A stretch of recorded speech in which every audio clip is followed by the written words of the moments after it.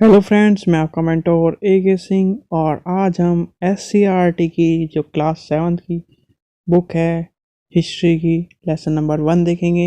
ये आपके UP TET और जितने भी टीचिंग रिलेटेड एग्ज़ाम है उसमें महत्वपूर्ण होती है, तो इसे ध्यान से देखेंगे। और इसमें हम सिर्फ समरी देखेंगे, पूरी बुक का जो चैप्टर 1 है उसे नहीं देखेंगे, शॉर्ट नोट्स बनाने के लिए जो आपके उपयोगी हो सके। चलिए वीडियो को शुरू करते हैं समय व्यर्थ न करते हुए। कक्षा 7 का जो पार्ट 1 है यानी कि इस्लाम का भारत में आगमन। तो इस्लाम की शुरुआत कहाँ से हुई उसे देखते हैं हम। इस्लाम धर्म की शुरुआत सबको पता है। जो इस्लाम धर्म का सबसे धार्मिक स्थल जो माना जाता है वो है मक्का, यानी जिसको आपने इस चित्र में देखा है या फिर आपने मूवीज़ में भी देखा होगा। ठीक है, तो हम महत्वपूर्ण चीज़ें देखेंगे। चैप्टर में सारी चीज़ें नहीं देखेंगे जो हमारे टीचिंग के एग्ज़ाम में रिलेटेड होगी।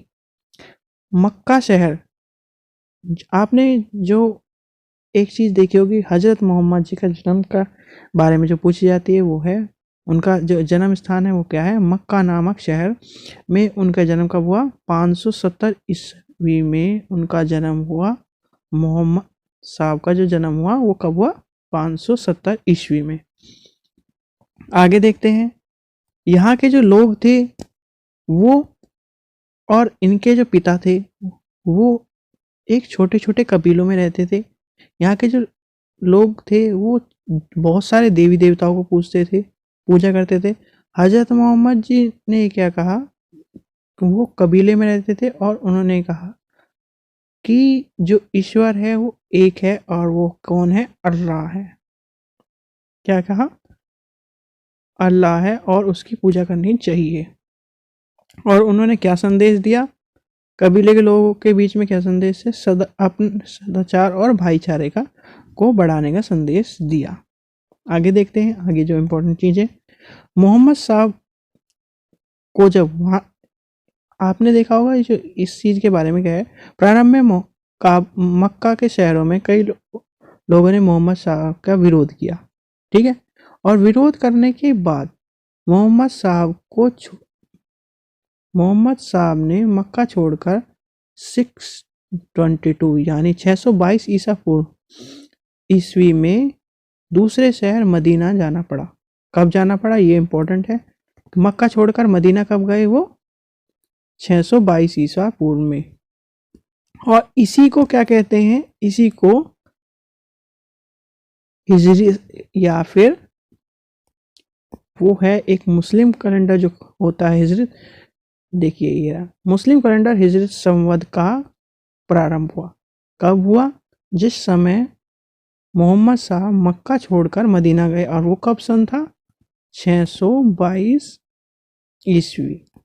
ठीक है, आगे देखते हैं आगे क्या कह रहा है। मोहम्मद साहब की मृत्यु कब हुई ये पूछा जाता है आपसे। मोहम्मद साहब की मृत्यु कब हुई? 632 ईसा पूर्व में। इस्लाम धर्म के जो 3 बुनियादी सिद्धांत है, समानता और बंधुत्वता।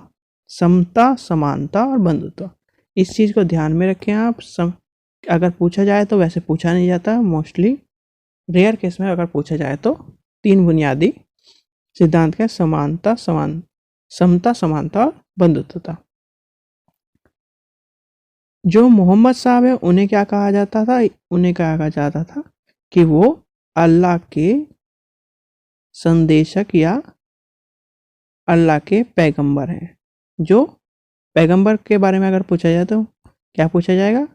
हजरत मोहम्मद जो जी थे वो अल्लाह के पैगंबर या संदेश देने वाले थे। ठीक है, आगे देखते हैं। मोस्ट इम्पोर्टेंट चीज़ क्या है? ये चीज़ है आगे। अभी जो हमने ऊपर देखी वो आपको सिर्फ इस समरी में मोस्ट इम्पोर्टेंट चीज़ ही मिलेंगी, इसलिए आप इसका नोट्स बनाते चले। मोहम्मद साहब ने की जो शिक्षाएं हैं वो कौन कौन सी हैं उन्हें देखते हैं। कलमा, अल्लाह एक है और मोहम्मद साहब उसके पैगंबर हैं। कौन है? उनके पैगंबर हैं। नमाज पढ़ना 5 जो 5 समय की नमाज है, रोजा रखना, रमजान के पवित्र महीने में रोजा रखने, या रोजा किसे कहते हैं, यानी कि एक तरह के व्रत। जक़ात मतलब अपनी आय का जो एक हिस्सा, 40वां हिस्सा जो है वो गरीबों में दान करना। और हज मतलब जो आपने काबा देखा अभी, उसके लिए हज जो जाते हैं मुस्लिम लोग, जो कि उनका पवित्र स्थान है मक्का में, वो अपने जीवन में एक बार काबा की यात्रा करना। ये आपको पता होना चाहिए। ये मोस्ट इम्पोर्टेंट आपसे पूछे जाते हैं कि कौन कौन से उनकी 5 शिक्षा, इस्लाम धर्म की जो 5 सिद्धांत हैं या शिक्षाएं हैं वो पूछी जाती हैं। भारत में इस्लाम धर्म का कैसे आया उसके बारे में देखते हैं हम। भारत में इस्लाम धर्म समय समय पे कई तरह से आया। जैसे कैसे फैला, अरबों द्वारा भारत में आक्रमण हुआ, व्यापारी आए, ईसाई शरणार्थी आए, सूफी संत आए, उससे इस्लाम धर्म का प्रचार हुआ। आगे देखते हैं, अरब आक्रमण, भारत पर अरबों का आक्रमण हुआ। खिलाफत उमर के समय जो 636 ईस्वी में थाना या पश्चिम तट पर आए, यहाँ पर आक्रमण असफल हुआ। जो आक्रमण किया वो असफल हुआ। आगे देखते हैं, इससे पूर्व सफलतापूर्व मोहम्मद बिन कासिम को प्राप्त हुई। मोहम्मद बिन कासिम ने क्या किया, कासिम ने 712 ईस्वी में सिंध के शासन राजा दाहिर को पराजित किया और सिंध पर अरबों का जो स्थापित था वो हो गया। आगे देखते हैं, आगे क्या कहा, आगे किस किस तरह, ये जो सीढ़ियां हैं आपको ये याद रखनी होंगी कि किस किस तरह से भारत में आए। अगर आपसे पूछा जाए अरबों इस्लाम धर्म का कैसे हुआ, तो उसमें सिर्फ 3 इम्पोर्टेंट शरणार्थी के रूप में, व्यापार के रूप में और आक्रमण से भारत में इस्लाम का प्रचार प्रसार हुआ। मोस्ट इम्पोर्टेंट चीज जो आपको है वो ही आपको नोट कर लेनी है। कई अरब व्यापारियों ने इस्लाम का जो प्रचार है भारत में आने के लिए यहाँ पर आए, छोटे छोटे बस्तियों में बसे और राजाओं ने उन्हें शरण दी। जैसे आपने देखा होगा, आप कहीं से आकर बस जाएं और वहीं के होके रह जाएं, या अपने धर्म का या अपने संस्कृति का प्रचार करें, वही सिस्टम इस्लाम धर्म के साथ था। आगे देखते हैं, दूसरा कारण आपने जान लिया। तीसरा कारण देखते हैं, भारत में उत्तरी हिस्से से इस्लाम धर्म की जो जानकारी या इस्लाम शरणार्थी जो थे वो आए 900 ईस्वी। ये देखिए 900 ईस्वी का लगभग ईरानी देश में तुर्क कबीलों पर हमले कर दिए। क्या हुआ, हमले कर दिया, और इन हमलों से बचने के लिए ईरानी लोग भारत आ गए। अब क्या हुआ, जो ईरानी लोग थे वो भारत आ गए, यानी एक तरह से शरणार्थी। आपने देखा होगा भारत में पहले भारत को सोने की चिड़िया क्यों कहा जाता था, वही कारण थे। जो बाहर के जो लोग थे वो आक्रमण से बचने के लिए भारत आए। और आपने एक और कहानी सुनी होगी, यहाँ पर भारत में जो भी आया है उसे यहाँ पर शरण मिली है, इसलिए शरणार्थी हो या कोई भी हो भारत में उसको शरण मिलती रही है। आगे देखते हैं, आगे क्या कह रहा है। 12वीं शताब्दी के अंत के दशक तक भारत में तुर्क लोगों ने अपने राज्य स्थापित कर लिए। क्या कर लिए, अपने राज्य स्थापित कर लिए, जो कि एक शरणार्थी थे। यहाँ पर आकर उन्होंने 12वीं शताब्दी तक अपने तर्क स्थापित कर लिए, और इस समय तुर्क लोगों ने इस्लाम धर्म को मानने लगे थे। जो तुर्क लोग थे वो क्या थे, इस्लाम धर्म को मानने लगे थे। आगे क्या कह रहा है, 12वीं शताब्दी 16वीं शताब्दी तक के बीच में कई संत हुए, जैसे कबीर। अगर आपसे पूछा जाए संत कौन कौन हुए, कबीर, नानक, तुर्कराम, रामानंद, जिन्होंने साधारण भाषा में दोहे और गीत गाए और ईश्वर के प्रति भक्ति भावना भरे। उन्होंने भक्ति संतों के नाम किया। कई मुसलमान संत भी थे जिन्हें क्या कहते थे, सूफी संत कहते थे। अगर आपसे पूछा जाए सूफी संत किसे कहते थे, तो सूफी संत कौन है, जिन्होंने भक्ति के या मार्ग को इस तरह से ईश्वर की प्रतिमा या ईश्वर के जो एक तरह से आराधना, दोहे, गीत, प्रतिमा या भक्ति करी, उन्हें कहा जाता था। अगर आपसे पूछा जाए, ये मोस्ट इंपॉर्टेंट चीज है, इसे चाहिए याद रखना, अजमेर के जो ख्वाजा मोइनुद्दीन चिश्ती हैं, आपसे पूछा जाता है ख्वाजा मोइनुद्दीन चिश्ती की जो दरगाह है वो कहाँ है? अजमेर में है। पंजाब में बाबा फरीद, दिल्ली में कौन है? निजामुद्दीन औलिया की जो दरगाह है, आपने उनके बारे में सुना होगा। ये बहुत जो थे सूफी संत थे। सूफी संत के बारे में जब पूछा जाता है तो इनका नाम आता है।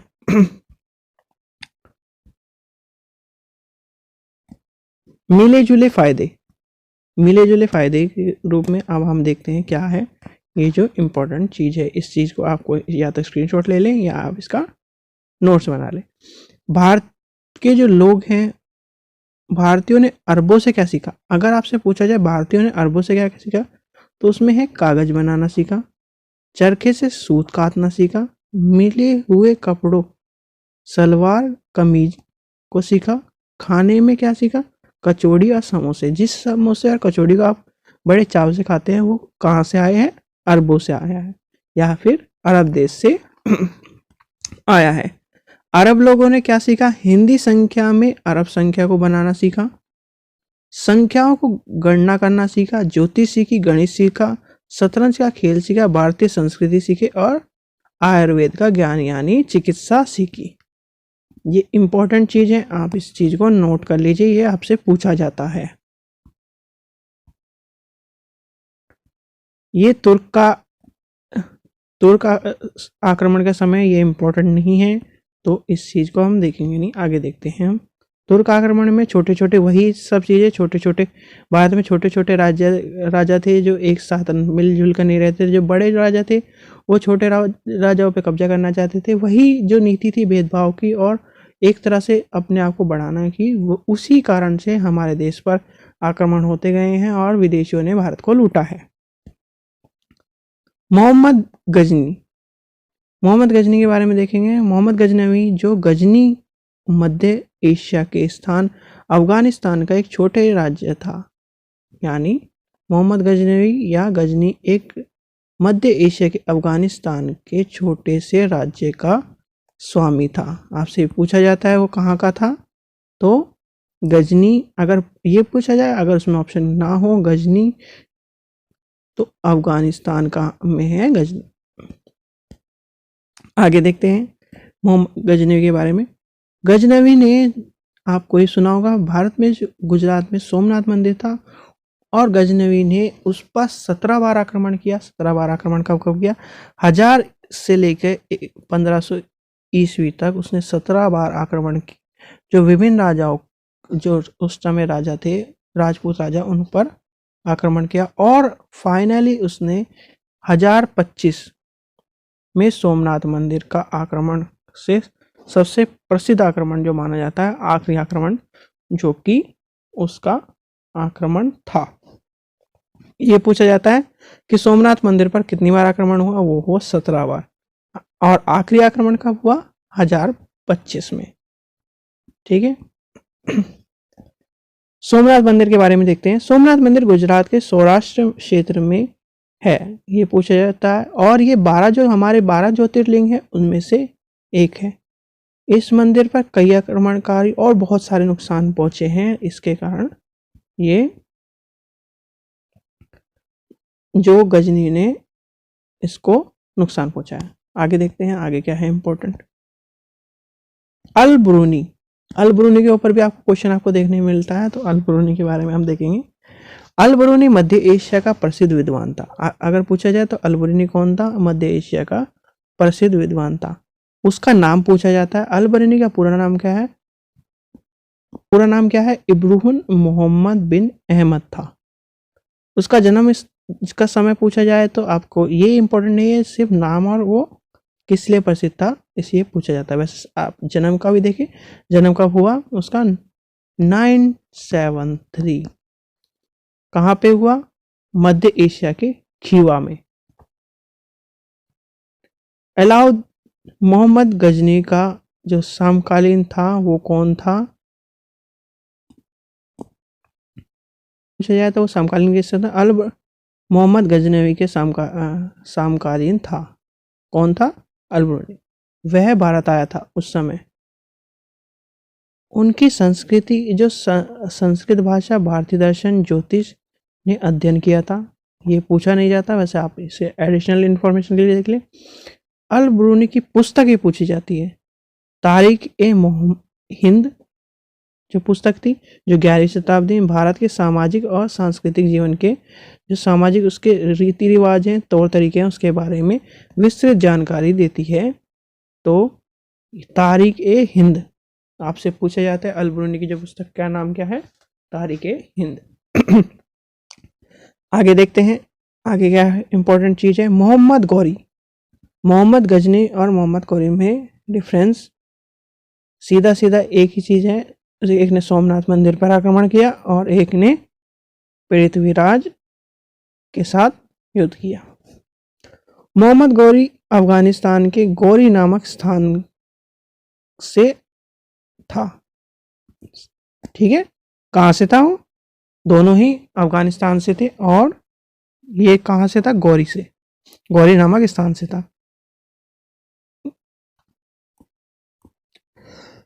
उसने गजनी पर कब अधिकार अपना लिया? 1100 इतने से लेकर इतने तक। भारत में पहला आक्रमण उसका 1175 में मुल्तान पर किया। ये इंपॉर्टेंट है। फिर अगर आगे देखते हैं तो पंजाब, ये इंपॉर्टेंट नहीं है वैसे, आप इसी को 1190 तक उसने पंजाब को भी जीत लिया था। पृथ्वीराज चौहान से उसने युद्ध किया। वो कौन सा युद्ध है आगे हम देखेंगे। पृथ्वीराज चौहान कौन थे? चौहान वंश के राजा थे। आगे देखते हैं हम, आगे क्या कह रहा है? तराई का युद्ध। तराई के युद्ध का मोस्ट इंपोर्टेंट, तराई के युद्ध 2 हुए हैं और उसमें आपके से पूछा जाता है तराई का पहला युद्ध और तराई का दूसरा युद्ध। तराई के पहले युद्ध में के बारे में देखते हैं। तराई के युद्ध 2 युद्ध हैं, उनके बारे में देखते हैं। मोहम्मद गौरी और पृथ्वीराज चौहान जो थे, जिन्हें तृतीय कहा जाता है, पृथ्वीराज चौहान तृतीय के मध्य पहला तराई का युद्ध हुआ। कहाँ हुआ? तराई कहाँ है? हरियाणा के करनाल जिले के पास। अगर आपसे पूछा जाए तराई का जो युद्ध हुआ वो तराई कहाँ है, तो हरियाणा के करनाल जिले के पास। मैदान में 1100 इतने में मोहम्मद गौरी ने किसे हराया?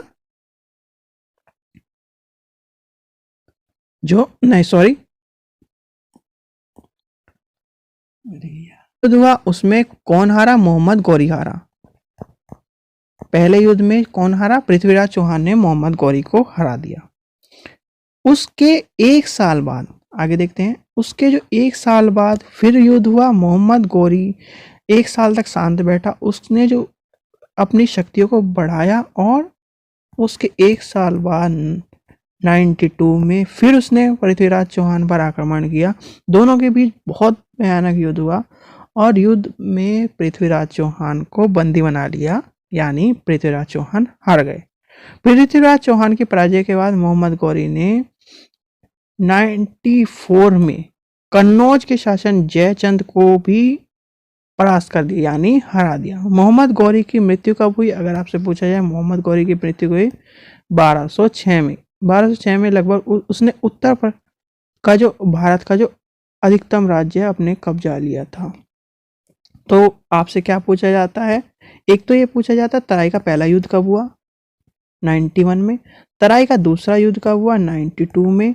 और जो तराई का जो युद्ध हुआ है उसमें क्या है इम्पोर्टेंट? उसमें इम्पोर्टेंट ये है कि जो उसके जो किस किस के बीच हुआ और कौन विजेता हुआ। पहला युद्ध हुआ पृथ्वीराज चौहान और गौरी के बीच में, और उसमें कौन जीते? पृथ्वीराज चौहान जी।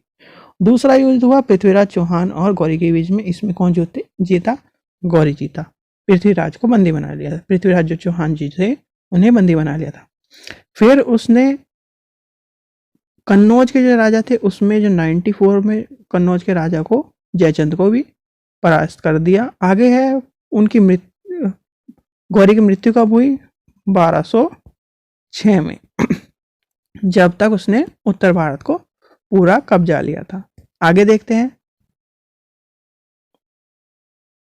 ये इंपॉर्टेंट चीज है, अगर आप देखना चाहें तो। तराई का निर्णय गौरी की जीत के तुर्क में। फिर इस समय जो तुर्क के लोग थे वो सुल्तान की शुरुआत यहाँ से, इस समय से, यानी जो तराई का जो दूसरा युद्ध था उस समय रास्ते खुल गए थे तुर्क के लोगों के भारत में आने के लिए।